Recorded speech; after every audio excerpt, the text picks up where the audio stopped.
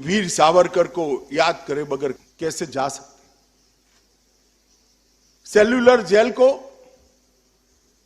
सावर जी के मनोभाव से तीर्थ स्थान बनाने का काम सावरकर जी ने करा था। उन्होंने पूरी दुनिया में एक संदेश दिया कि कितने भी जुर्म कर लो, कितनी भी यातनाएं दे दो, कितने भी अमानवीय बर्ताव कर लो, मगर मेरे अधिकार को आप रोक नहीं सकते और मेरे देश को स्वतंत्र करने का मेरा अधिकार है, ये जन्मसिद्ध अधिकार है। इसकी सिद्धि यहां वीर सावरकर ने करी थी। आज मैं उनको जहां रखा था वहां पर भी जाकर आया। इसके सामने ही फांसी घर है, इसके सामने ही कोल्हू के अंदर बैल की जगह हमारे स्वतंत्र सेनानियों को जोड़कर तेल निकालने वाली स्थली भी उसके सामने, उसके सामने ही पूरी बेड़ियों की जंजीरों में रोककर बांधकर कोड़े से देने की सजा का स्थल भी उन्हें। न जाने 10 साल के अंदर सावरकर जी ने कितने कितने अत्याचारों का यहां अनुभव किया होगा और 10 साल के अंदर सावरकर जी ने कितने फांसी पर चढ़ते हुए वीर स्वातंत्र सेनानियों का अंतर्नाद भी सुना होगा।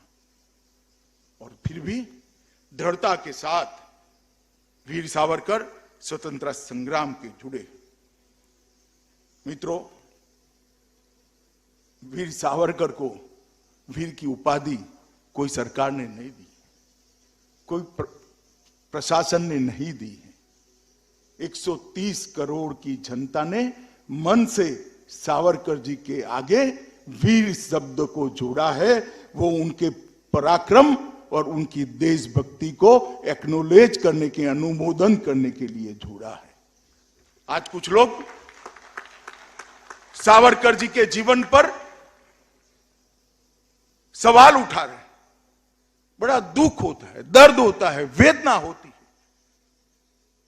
कि जिस व्यक्ति को एक ही जीवन में 2 जन्म टिप की सजा हुई, उस व्यक्ति की देशभक्ति पर आप सवाल उठा रहे हैं। जिस व्यक्ति ने कई किलोमीटर दूर स्टीमर से छलांग लगाकर भारत के लिए लड़ने का फैसला किया, फ्रांस की धरती पर जाने का फैसला किया, उस व्यक्ति की वीरता पर आप प्रश्न चिन्ह उठा रहे हैं। जो कोल्हू का बेल बनकर 30 पाउंड तेल निकालने की सजा झेलता रहा, उस व्यक्ति की देशभक्ति पर आप सवाल उठा रहे हैं। अरे शर्म करो भाई। एक बार यहां आकर ये तीर्थ स्थान की मुलाकात ले लो तो मन में से सारी शंकाओं का निर्मूलन हो जाए। मैं पहले आया था तब भी स्वतंत्र सेनानियों के स्मृति में यहां एक अमर ज्योत सूरी की, जो 24 घंटा 365 दिन पूरे भारतवर्ष को प्रेरणा देती है। उस पर भी वीर सावरकर का नाम था, उसको उखाड़ दिया गया था। मगर उखाड़ने वालों का समय लंबा नहीं होता है। आज गौरव के साथ वहां पर फिर से वीर सावरकर का, सावरकर जी के पास भी सारी सुविधाएं थी कि अपने व्यक्तिगत जीवन को अच्छा कर सके। बहुत विद्वान व्यक्ति थे, अनेक भाषाएं जानते थे। अभी हमने उनकी उर्दू में लिखी हुई कविताएं सुनी। भाषा क्या करती है, भाव जो मन में होता है वो ही अभिव्यक्त होता है। मन में एक आदर्श देशभक्त का भाव था, इसकी अभिव्यक्ति अनेक भाषाओं में हुई।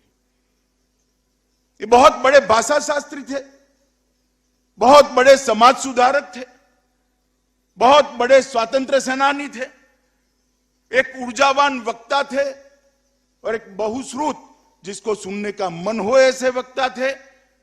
और उनकी लिखी हुई किताबों से मालूम पड़ता है कि मां सरस्वती की उनकी लेखनी पर इतनी कृपा थी कि उन्होंने जो लिखा, सन 57 का स्वातंत्र संग्राम, 1857 का स्वातंत्र संग्राम, उसको छपने से पहले ही अंग्रेजों ने बैन कर देना पड़ा था। शायद दुनिया में एक ही पुस्तक ऐसी है जिसको छपने से पहले प्रतिबंधित होना पड़ा।